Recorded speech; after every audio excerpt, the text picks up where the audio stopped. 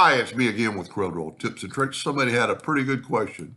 They need to do a cut line border around words that are spaced out quite a bit. So I'm going to call it a big contour. So what we're going to do is I brought in some text. Let me move this out of the way. And for one thing, you can see this text isn't welded together. And when you click on it, there's no weld keys because it's a text. But you can always go to Object and Shaping and weld it, and it will weld it. Now I'm doing it without any fill in it, so it'll contour better.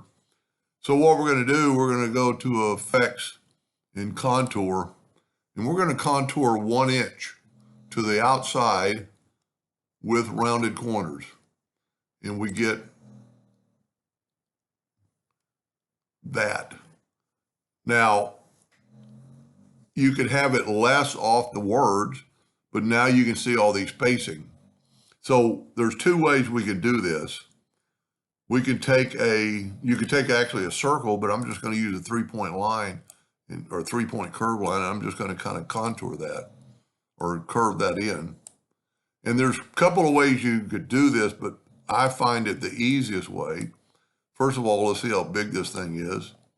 It is, 29 inches. So I'm going to set my nudge factor on 32. And I'm going to take a rectangle, and I'm going to take my Smart Fill tool. I'm going to fill that in and see what it did. Now I can take that shape and fill it in, and I can move it down, and I can left click, right click.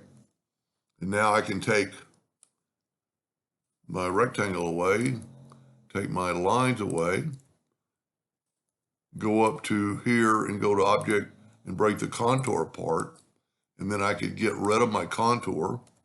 And now I could bring this back in by nudging, and you have that look. And if that's not what you want, you could change it.